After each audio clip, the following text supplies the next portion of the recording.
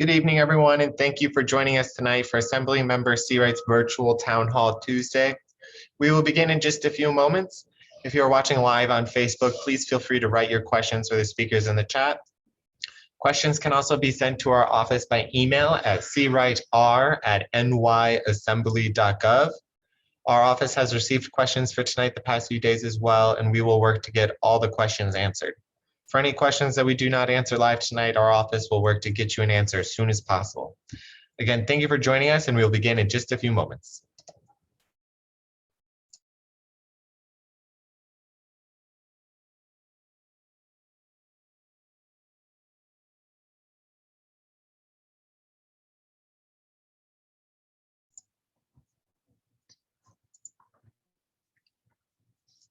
Good evening, and thank you for joining us this evening for our 47th Town Hall Tuesday. We launched Town Hall Tuesday a year ago when COVID first started as a way to connect to the community and to answer questions and bring experts straight to you virtually into your living room and to answer your questions.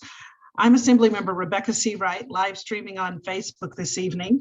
And tonight we are focusing on a very important subject, apartment fire safety and emergency preparedness. Fire safety begins in your own apartment.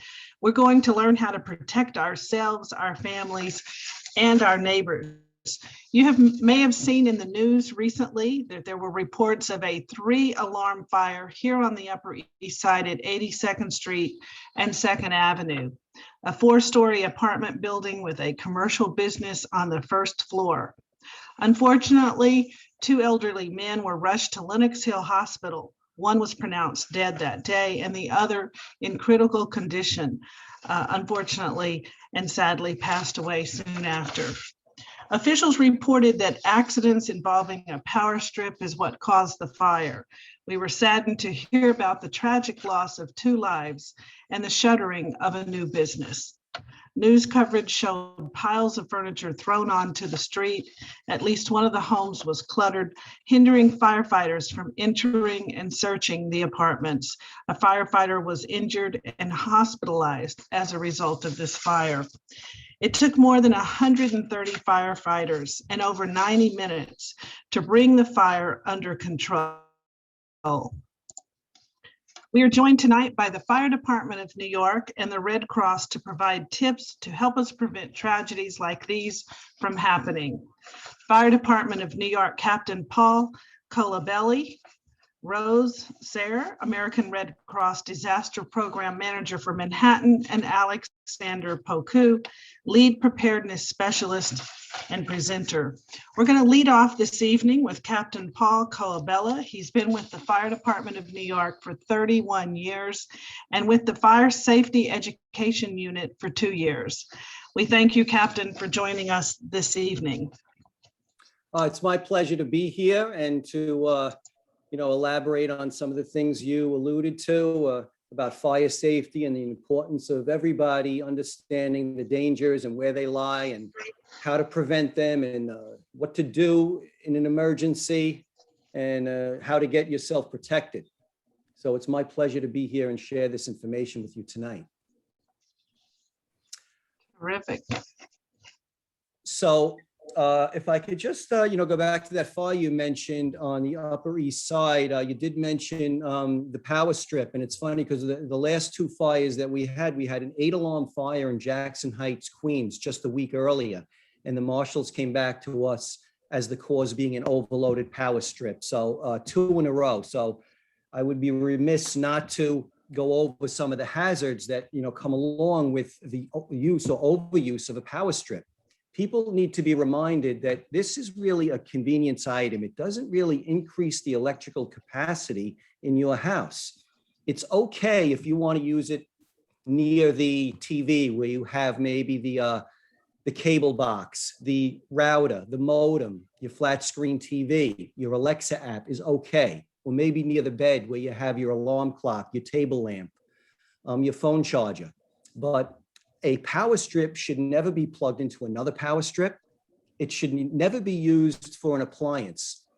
Very simply, an appliance is anything that gets hot or cold. For instance, a curling iron, a toaster oven, a space heater, an air conditioner, Mhm. an electric blanket, a blow dryer, a refrigerator. So these things cycle on and off. They heat up, they cool down. They have thermostats. And why is expand? Why is contract? Why is heat up? Why is cool down? It's not meant to go through an extension cord, which really a power strip is another version for an extension cord. And technically, extension cords are only used for temporary use. I understand that is not reasonable in many old apartments. If we think about some of these apartment buildings that were built 100 years ago, how many things were we plugging in back then, right? So now, your apartment was built with maybe 1 or 2 outlets in an entire room, and they're not always spaced where you need them. But my answer to you is that you need to call a licensed electrician if you don't have enough outlets. We have to remember to plug appliances directly into the wall outlet. It's a good idea to unplug an appliance if you can, other than like a refrigerator, of course, but a toaster oven before you leave the house, the curling iron, the hair straightener. These things, a lot of times, you think, did I remember to unplug that? Did I remember to turn that off? So those things should be plugged directly into the wall, unplugged when you're not using them, and never plugged into an extension cord or a power strip. So electrical fires, again, 2 of the causes in our last 2 major fires in the city. If you ever smell anything electrical burning, don't hesitate to call 911. If you ever see a spark or some smoke above an outlet, please call 911 immediately. Very often now you've got a fire behind the outlet. It's in the wall. If it's in the wall, it's in the ceiling. If it's in the ceiling, it's across the attic. So it could be a big problem. Please never ignore that. Another thing about the fire on 82nd Street also is that it was found that there was not a working smoke detector. You're 70% more likely to die in a fire without a working smoke detector. So we'll talk a little bit later in conjunction with the Red Cross, and we want to make sure that everybody has one. So, that is the single most important message here tonight, is that a working smoke detector is the most important thing in your entire house. I tell everybody that it's never the biggest, strongest, or smartest people that escape a burning building. It's the people that remain calm. Though that is the single most important attribute, is remaining calm. We're not always sure how we're going to react in that dire hour, but 2 of the best things that'll help keep you calm are, number 1, early detection with a detector and having a plan. So those are the 2 most important things that are going to help you remain calm. And I'm here to tell you that is the single most important thing to help you escape a burning building, is to remain calm. I'm going to flip back now to that Jackson Heights fire. Not only was that cause related to an overloaded power strip, but there were some other points I'd like to highlight. There was a delay in calling 911. The occupant where the fire started fled the apartment, left the door open to the hallway, decided to go downstairs and try to look for the superintendent of the building. Finally found the super. The 2 of them made their way back up to the apartment and realized that they had a major situation on their hands, and then finally called 911. Valuable time was lost. The fire department's response time was still 3 minutes and 17 seconds, which is way below the average. Our average response time is less than 5 minutes, about 4.5 minutes. So we were there as fast as we got the call, but please don't ever assume somebody else called or that there's no need to call. Don't ignore a spark or a smoking smell. So there was a delay here, and the door was left open. Another major contributing factor to the magnitude of this fire. A fire doubles in size every 1 minute. So it's really not long before you've got a major fire. And if a door is left open and a draft is involved, it's going to compound that tenfold. So people need to understand the impact that leaving the door open has on spreading the fire. Fire is always looking for fresh air. It's always seeking a path of least resistance. It's always looking for low pressure. So it's going to grow, it's going to move. if we are calm enough and smart enough to realize if we could just close that door behind us, we are going to buy valuable time for ourselves, our neighbors, and the fire department. Fire needs three things to survive. It needs a heat source, it needs fuel, and it needs air. If we could limit the air, we're going to limit the spread of that fire. So please understand that, realize how important that is. If you could remember to close the door behind you. Right now, the fire department, those are our two biggest campaigns, is close the door and sound the alarm. We want to make sure that every New Yorker has a working smoke detector. We received a federal grant from Homeland Security. We have tens of thousands of these detectors that we want out of our warehouse and on your ceilings. So please simply call 187 Red Cross. I believe we posted that number in the chat.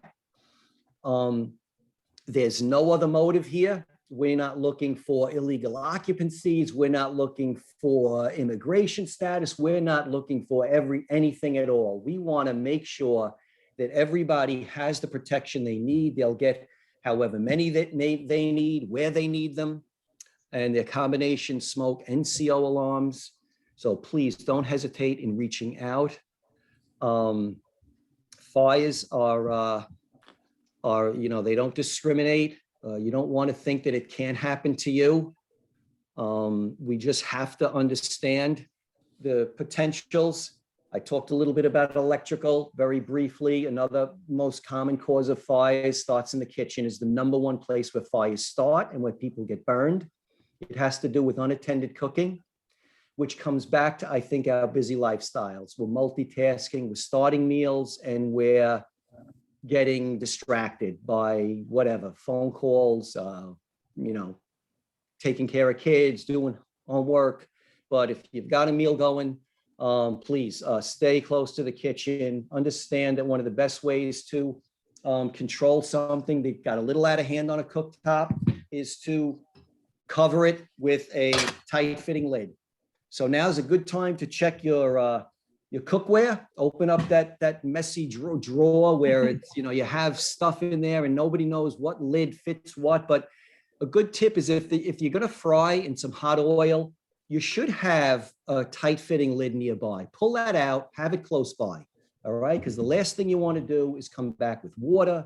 You don't want to pick that up and have it burn through your hand, and then you drop it on your carpet. You're going to have a disaster. So really, if you come back and something is flaming or smoking, with a gloved hand, come back and put a tight-fitting lid on the cooktop, okay? Real quick, we've found that electric stoves are a little bit more dangerous than the gas ones. And I think the reason for that is if you have a small apartment, you got limited counter space. And some of the new electric stoves are a nice glass top that people mistake or use for additional counter space. Some of those burners get hot. You don't know they're hot. You don't want to put paper towels near there. You don't want to put your dish rag near there. You don't want to put anything near there. Keep that clear, all right? So be careful if you have a newer electric glass top cooking stove, okay? Quick tip, baking soda is a nice little fire extinguisher. Arm & Hammer baking soda is a very similar compound that you're going to find in an ordinary fire extinguisher. The only difference is if you got a CO2 cartridge in here that allows this to come out under some pressure. Well, next time you're out and about, pick one of these up in a handy shaker bottle, and you've got a mini fire extinguisher for your cooktop, okay? Smoking and candles, my third biggest reason for fire. Smoking is our number one fatal fire. It has to do with people smoking in and around bed or a sofa or an easy chair. A lot of times people are smoking and they're drinking and they're on medication and they fall asleep, and all it takes is an ash to just set itself in that mattress, and mattress now ignite immediately. It's not like years ago when your apartment was really filled with a lot of wood and stuff that burned slower. Look at your apartment now. 99% of everything in your apartment is plastic. Even your mattress is now like a polycarbonate, like polyurethane foam. It's not like an old cotton mattress that would smolder for hours. So really now most fires are like chemical fires because what's burning is carbon-rich fuel, okay, smoke, right? Toxic smoke, thick black smoke that it burns hot. You can't survive maybe 1 or 2 breaths of this and you're unconscious.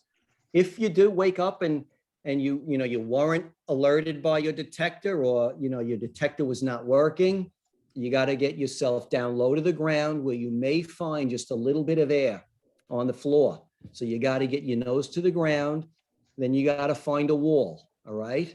When you find a wall, you put your hand on the wall and you follow that wall until you'll eventually come to a door or a window. And that's what you're looking for if you can't see in limited visibility. And talk to your family about an escape plan. In Manhattan or in an apartment building, you got to see whether you live in a fireproof or a non-fireproof building. If you're in a non-fireproof class 1 non-combustible building, that building is constructed of all concrete, steel, metal, glass. It doesn't burn, okay? Only the contents burn. If the fire is not in your apartment, your plan is to shelter in place. The last thing you want to do is put yourself in a smoke-filled hallway, stairwell, or elevator, right? When you are perfectly safe in your apartment.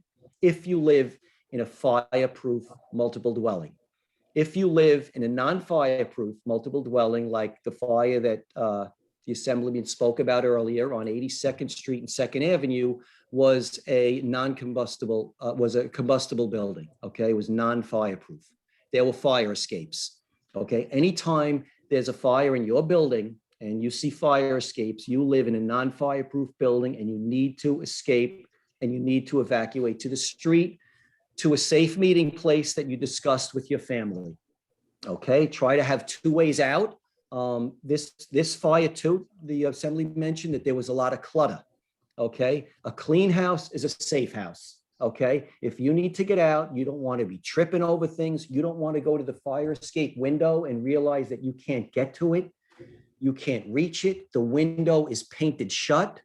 You can't get the screen out. You can't get to that window. There's a plant in the way. So, this is the time now to walk over to that fire escape window, see if that window stays open. Do you need a piece of wood to hold that open? I mean, these are things you're not going to want to find out when, you're in a panic situation in a room full of smoke and you got fire chasing you. So just think about when you're leaving too, like it's the fire, about closing the door. Okay. Think of it like a bad guy chasing you, right? If you're trying to get away, naturally you'd try to slow him down, right? You'd close all the doors behind you as you're leaving. So think about that if you can, as an analogy.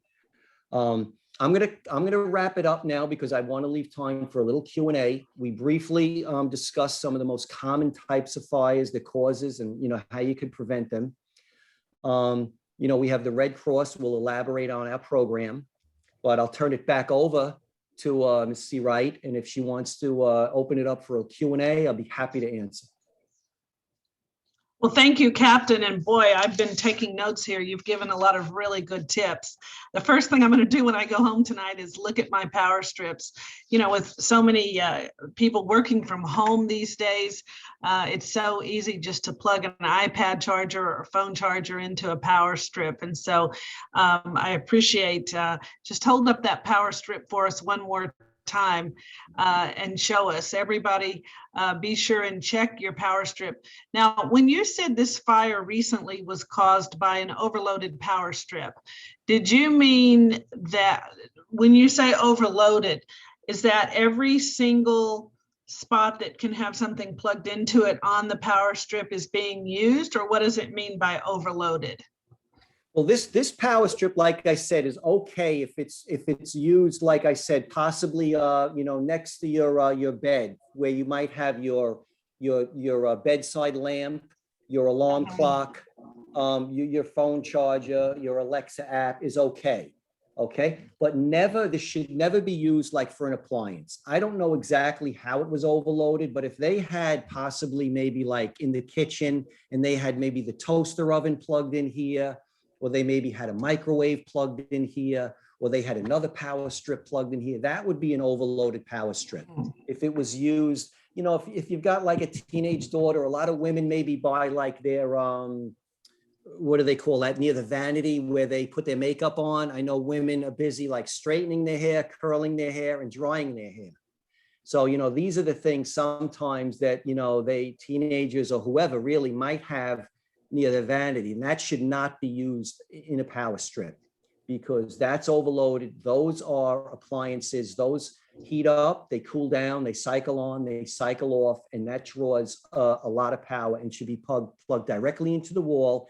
And it should be unplugged before you leave because those are likely items that you forget to turn off.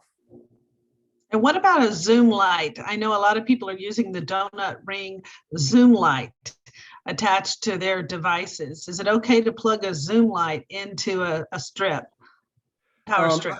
I would say that would be okay. I would say that would be okay because most of the newer lights now are like an LED with draw lower power. They're designed to burn cooler and draw less power, be more energy efficient. So I think that would be okay. One thing you reminded me about, it's a little off topic, but you mentioned like with the people working from home is another thing is that there are a lot of kids now that are remote learning. They used to being fed in the cafeteria, right? By the cafeteria ladies. Now these kids are home and all of a sudden they're fending for themselves in the kitchen. And it's a good idea to talk to them about basic kitchen safety.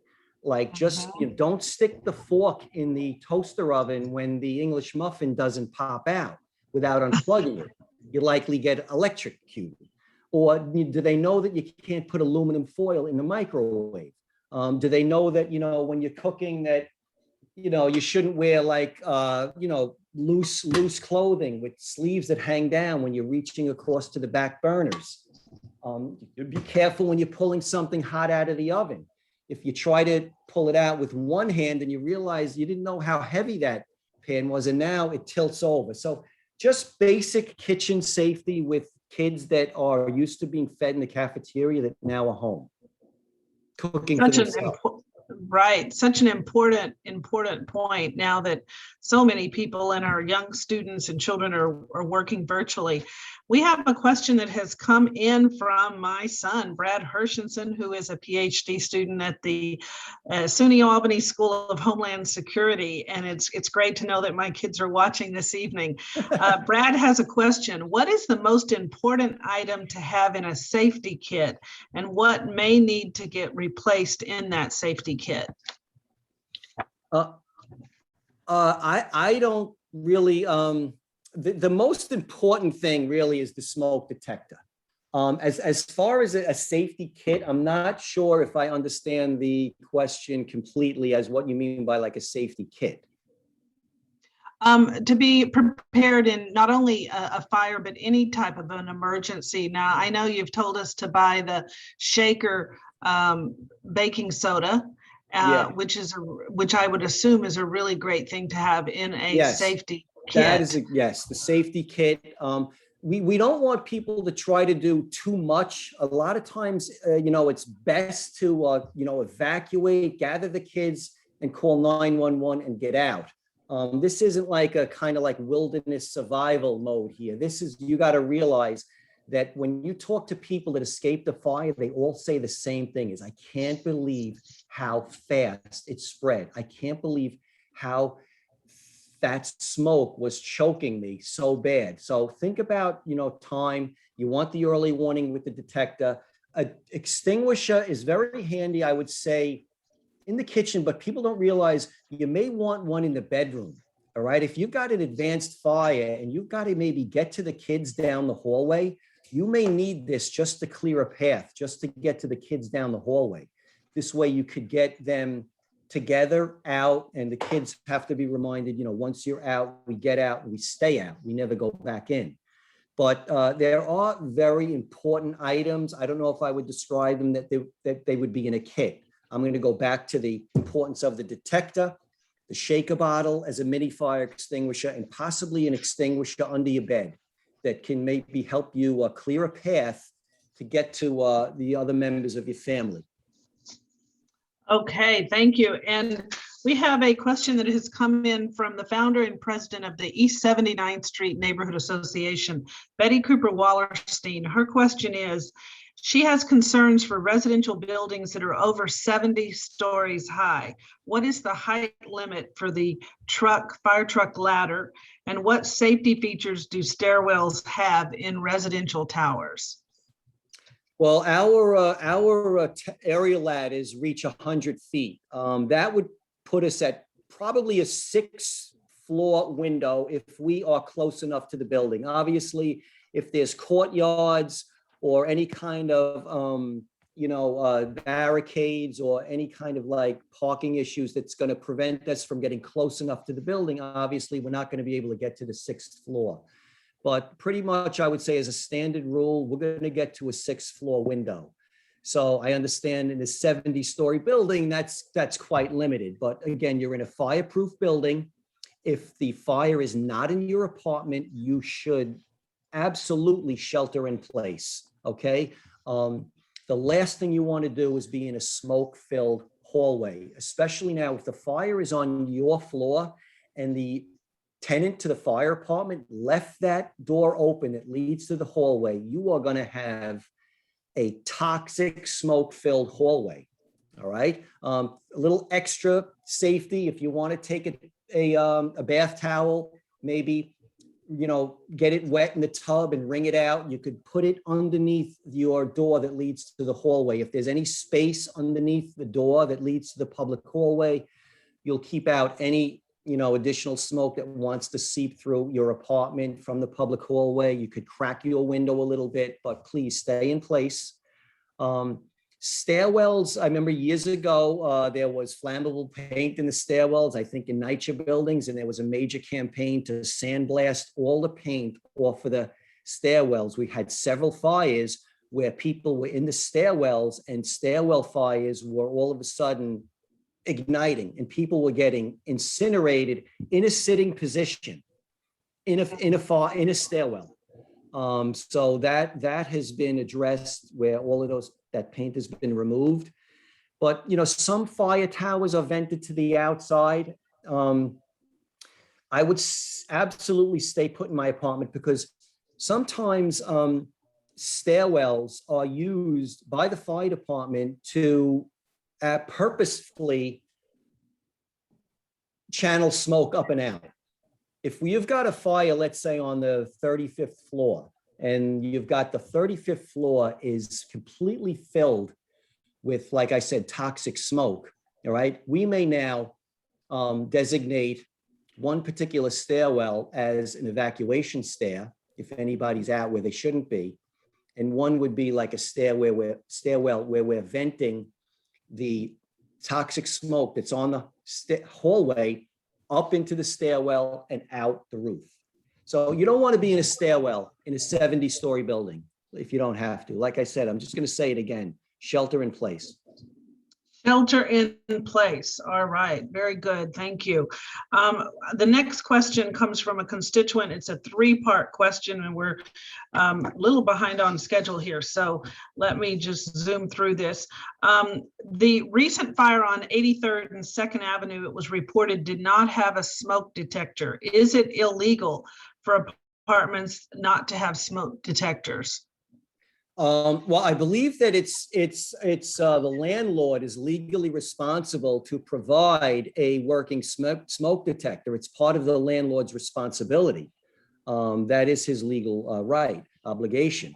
But we're not relying on what do they call them, deadbeat landlords or whatever they're called.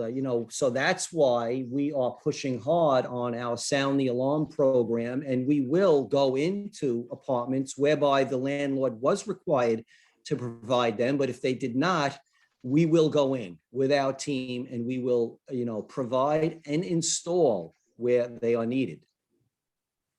Okay, that's good to know. And the last 2 parts of that question are, how often do fire escapes get inspected per year? And where does one call to report a broken fire escape? We inspect fire escapes at least once a year. It is the landlord's responsibility to make sure that they are working. A lot of times you'll see that they need to be scraped or painted, or drop ladders need to make sure that, nothing's rusted and moving properly. If you're concerned about your fire escape, you need to contact the landlord, or you can call real fire prevention. I believe the number is 1-718-999-2000 is the general number for the fire department, and you'll find your way to the fire prevention, and you could put a complaint in about a fire escape. And is that the same number to use if you see a leaky fire hydrant? And I know in the summertime on really hot days, sometimes kids will be toying with a fire hydrant and turn it on to cool off. So to report a leaky fire hydrant, is that the same number to use? No, that would be 311. That would be just the 311, like a non-emergency city agency helpline. Okay.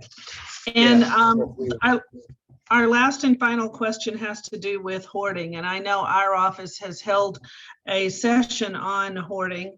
How can hoarding increase the risk of a fire, and how does hoarding impact the safety of the first responders? And I know this fire recently on the Upper East Side, there was a hoarding issue and the first responders had trouble accessing. So if you could just address that.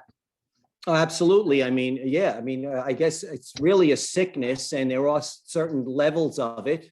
You have extreme levels where, newspapers and magazines are piled from floor to ceiling, really, with just narrow paths that lead from a chair to a bathroom. You can't believe some of the things I've seen. But it just is a tremendous impact on the actual fire load. The amount of combustible material now that's inside that apartment is 100 times what it normally would be. So you'd have a tremendously fast-moving, incredibly smoky fire. You'd have a major delay in forcing entry into that apartment. A lot of times you can't even open the door.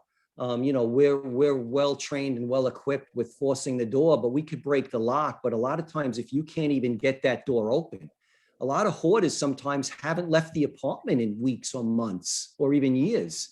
So they don't even really go to their front door. So things are sometimes piled right up against the entryway. So it's a major problem. If you're concerned about somebody in your apartment, that's right below you, where it's apartment like that, I would call the fire department. And there are things that we could do. We have something that's called our SIDS program, Critical Information Dispatch System, where we get tips on people that are non-ambulatory in the building, or somebody that's on oxygen in the building, or if there's a heavy clutter, is our terminology, in the apartment below. That could be noted, and anytime an emergency call comes in with your address, that information will go down to the fire companies. So if you're concerned with that, I would reach out again to the local firehouse, or again, that number for the FDNY. Have you seen an increase in clutter and hoarding and an increase in fires since the pandemic started, with so many people working from home? We haven't had much more visuals on the interiors of people's homes, because we don't ever really get to inspect, the private residences on the inside. So I don't really know if, I couldn't say accurately if clutter has gone up. And actually, as far as the pandemic, our numbers have actually gone down. We have had pretty much a consistent number in fires, and fire deaths were actually down in 2020, the major year of our pandemic. Our fire safety outreach has been impacted, but we're still reaching a lot of people through methods just like this. So fire instance really has not gone up. Fire deaths has actually gone down 5%. And as far as the increase in clutter, I couldn't really answer that question accurately.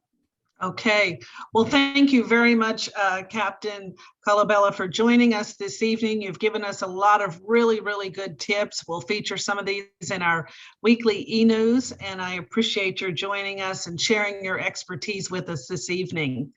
Oh, it was my pleasure. Thank you. Our next speaker is Alexander Poku. He is the lead preparedness specialist and presenter. Alex became a member of the American Red Cross in October of 2014. Since joining, he's been involved in training individuals and families throughout the greater New York area in better prepared for disasters of all kinds, and helped pioneer ways of delivering preparedness programs nationally during COVID-19. Through the preparedness program, Alex personally trained over 100,000 families, professionals, teachers, law enforcement, and others from diverse backgrounds in person and virtually.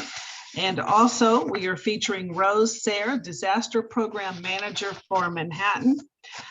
She first came to the Red Cross as a community ambassador on Long Island over the summer of 2017, while she was finishing her master's degree in sociology. In December of 2017, she became a paid staff member and is now Disaster Program Manager for the Borough of Manhattan.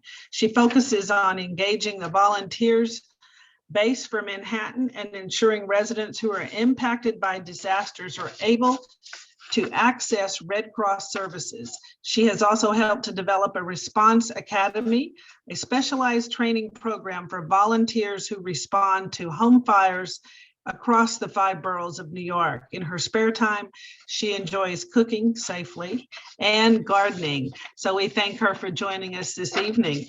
So we'll just ask each of you to, we'll start with you, Alexander, to please give your opening remarks, and then we'll move into some questions.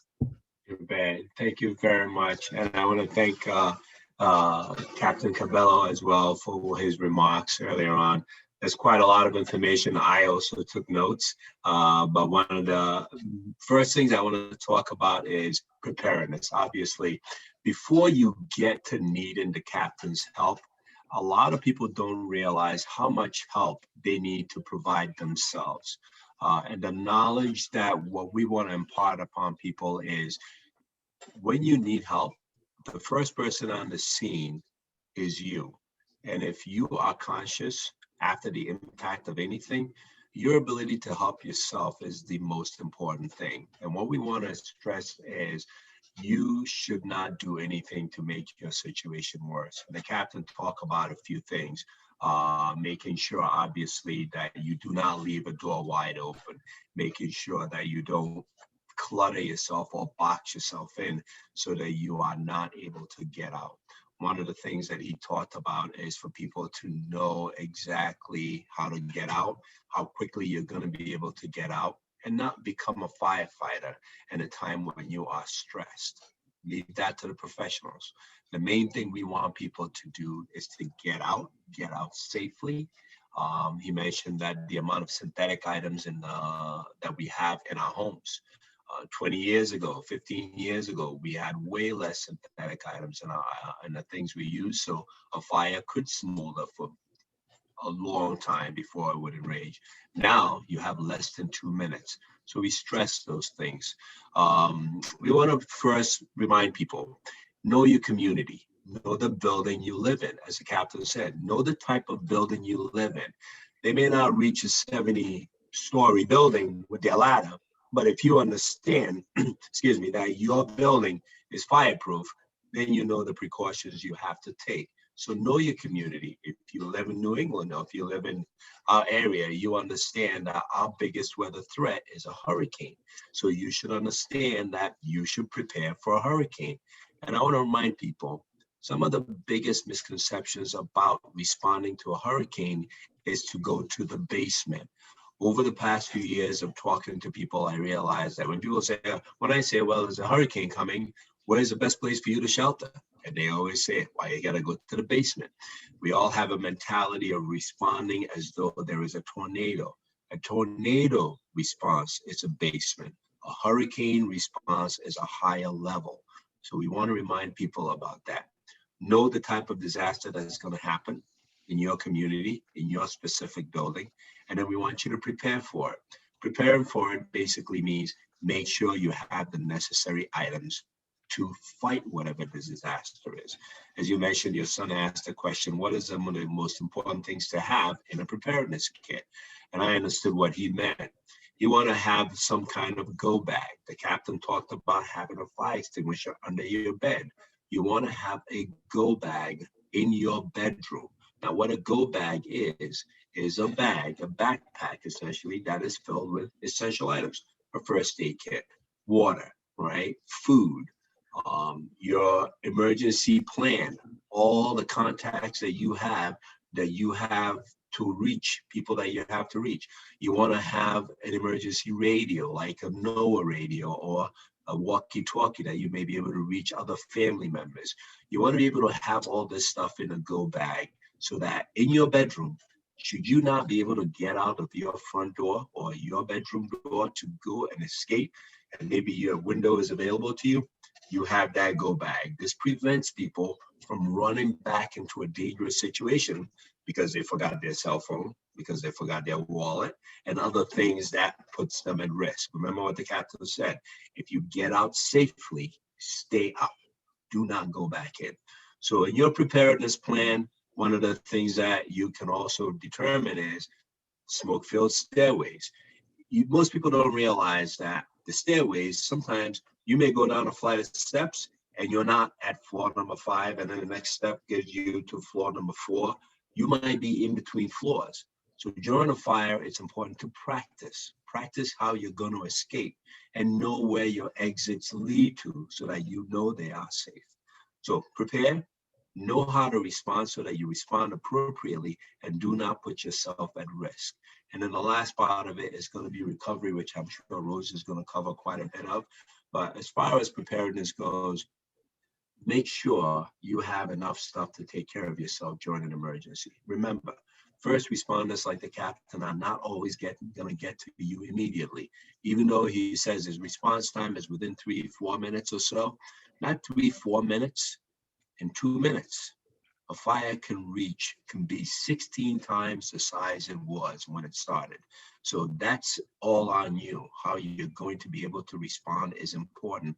You are basically the first responder in that time. So make sure you do the right things. All right, those are some of the things we want to talk about. Great. Thank you very much, Alexander, for sharing your expertise. And we'll be looping back to you with some questions soon. But now we will hear from Rose. Thank you, Rose, for joining us this evening. Absolutely. Thank you for having me. And thanks, Alex, for your great preparedness remarks there. Yes, so I'm here to talk about our response and recovery activities at the Red Cross. We have a 90% volunteer run organization. So it's often our volunteers that are helping their own neighbors, in many cases, recover from the effects of a home fire. In New York City, across all 5 boroughs, we respond to about 7, on average, 7 incidents every single day. Winter is definitely a heavier fire season for us when people are using space heaters and are at home when the days are shorter, cooking more. But the summer is still plenty busy. We don't only respond to home fires, we also, on a day-to-day basis, especially in Manhattan, can be responding to things like building collapses, gas explosions, really any incident where residents are displaced from their homes because of a disaster event.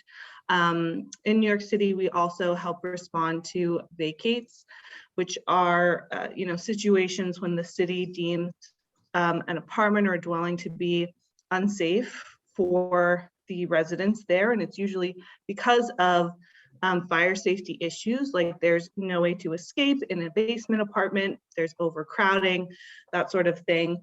So we help those residents find take next steps once they get displaced from their apartments because they aren't safe to inhabit. We provide some basic financial resources to our clients that are basically meant to tide them over for a couple of days until they can be connected to longer term assistance, either through city services or their own insurance if they have renter's insurance, or homeowner's insurance if they own their apartment or their house. And then we also provide housing assistance. We work with contracted hotels throughout the city to, and we make reservations for a short period of time for our clients with no cost to them. And we're able to do that because we work very closely with city agencies that we partner with when it comes to those hotels.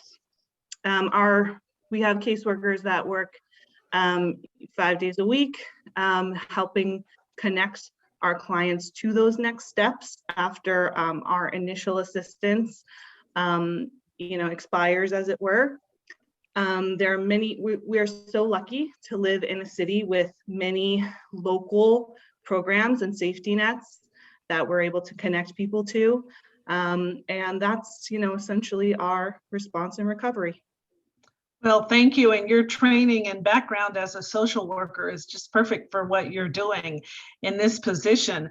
So thank you very much, Rose, for your expertise. We do have a question that has come in, and you touched on partnering with local hotels. Does your organization have a support group for families or individuals who have been displaced due to a fire or another emergency? That's a great question. So we don't have a support group per se internally. We do have volunteer disaster mental health counselors who are on call 24/7 that we connect clients to if they are having an especially upsetting reaction to this tragic event in their lives. So we have those mental health counselors, but also a lot of times we're able to work with community groups, and those community groups are so important for residents when they're displaced. Some of you, it was not in Manhattan, but some of you may have seen in the news the really huge fire that happened in Jackson Heights a few weeks back, where we had around 150 families displaced. They had a really strong tenants union and other local groups that came in to support the residents that we were able to work alongside. And those neighborhood organizations are so important in the recovery for anyone that experiences a home fire. That's terrific. I know my husband, he grew up in Jackson Heights, and the fire chief said it was an 8-alarm fire. So it's wonderful to hear that these community-based organizations were helpful in assisting the people that were displaced. A question has come in. My neighbor is homebound. Do you have any tips on how to create an emergency plan for them? That's a great question. Once again, when it comes to preparing for emergencies, we want to remind people that as long as you're thinking about your own escape or your own emergency, what could possibly happen to you, it gives you an opportunity to basically answer your own questions. If you do have somebody who is homebound, one of the things you have to definitely address is, first, if you know the type of building you live in, as the captain mentioned, if you know you live in a fireproof building, that's part of your issue already addressed, because now you don't have to immediately evacuate. But if you do live in a building that does have fire escapes, and these fire escapes are typically 8-story buildings will typically have a fire escape. Some of the newer buildings that are shorter, 8-story buildings, do not have a fire escapes because they've been modernized. But if you do have a situation where you realize you do have to evacuate, there are lots of different things that you can do. Number one, as you try to assess your ability to respond to an emergency, you will be able to answer those questions, which means if you're either going to need access, if you're going to need somebody's help, then you're going to have to say, well, we definitely cannot have this person this way. But one of the other things you can also do is make sure that you do have a working smoke detector. We cannot stress this enough. The captain mentioned it. I cannot stress this enough. And also understand how they work. Most smoke detectors now have a combination smoke detector, carbon monoxide. And I can't stress this enough. In the past few months, we noticed what happened in Texas. And one of the worst things that came out of that whole process was people who unfortunately succumbed to carbon monoxide poisoning, not realizing they were putting themselves in greater danger. So when your smoke alarm goes off, know what that sounds like. And if your carbon monoxide detector goes off, they're all one and the same, they're a combination. Know what that sounds like. And if you're having a carbon monoxide alarm go off, do not go around your room or your house sniffing to see if you can tell if something smells funny, because carbon monoxide, you cannot tell. It does not have a smell, you cannot see a gas, and it doesn't leave a taste. So we definitely want to remind people, know that you have a combination alarm. If you know that your carbon monoxide detector is going off, this is a situation where you do have to evacuate. Don't even bother with the process of opening windows. You do have to get out quickly. And if you have to move somebody who is immobile, there are ways that you can do it. You can tie your flat sheet, the ends of it together, and put the person in the middle of it, and you can get down your hands and knees, wear that sheet almost as a backpack, and be able to crawl if you have the ability to. But if you cannot move the person, make that room safe simply by knowing, should we have to move them, or can we stay in shelter in place, as the captain said? Terrific, great, thank you. And how could one get involved, other than donating money to the Red Cross? How could one get involved in volunteering to help victims of emergencies and also volunteer for the Red Cross? I can talk about that. We have, like you mentioned, it's not just victims of home fires that we service. There, we have many different activities that someone could be involved in.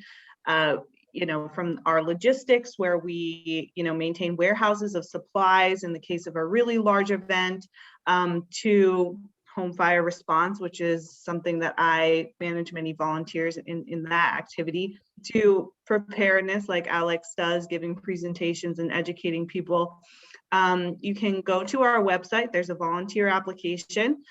There's some screening questions, and eventually you will be routed to someone like me, who's a manager in an area, a particular activity or a particular location. For if you're a Manhattan resident, you might be working with me.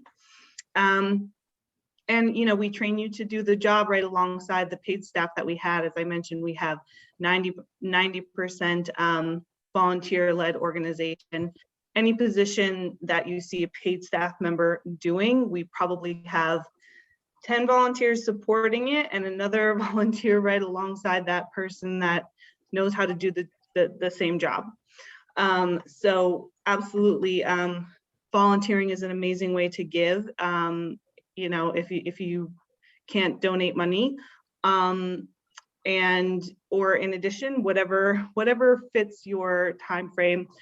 We have some of our best volunteers, in my opinion, are retirees who give, almost full-time jobs worth of their time to the Red Cross. Terrific. And I saw your hand go up, Alex. Yes, there you go. Yes, yeah. Right.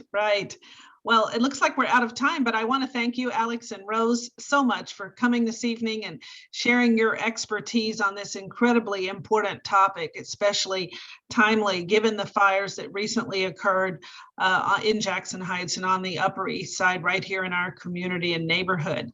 So again, thank you for joining us. And if anyone is interested in volunteering, please reach out to the American Red Cross or to our office and we will connect you. So in closing, I just want to thank all of you for joining our Town Hall Tuesday. Last week, we made a taping of Manhattan Neighborhood Network's Represent NYC on the issue of the proposed Blood Center Tower on East 67th Street. I was proud to be joined by neighborhood preservation groups, Friends of the Upper East Side Historic District's Executive Director, Rachel Levy, Community Board 8 Manhattan Zoning and Development Committee Co-Chair, Elizabeth Ashby, and East Siders for Responsible Zoning, Bill Angelos. We ask that you tune in on Sunday, May 9th at 7 p.m. on Manhattan Neighborhood Network Channel 1 or 5 to view this program.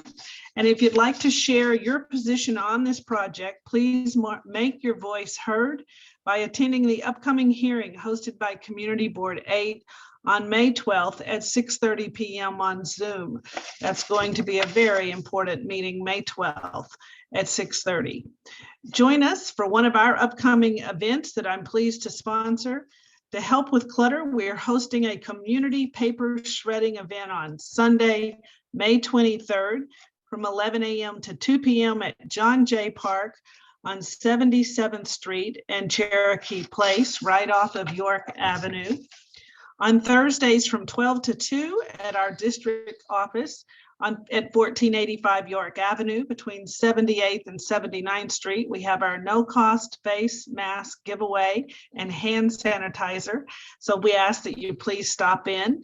Additionally, if you need a document notarized, we have a staff full of notaries. So please bring in your items to be notarized.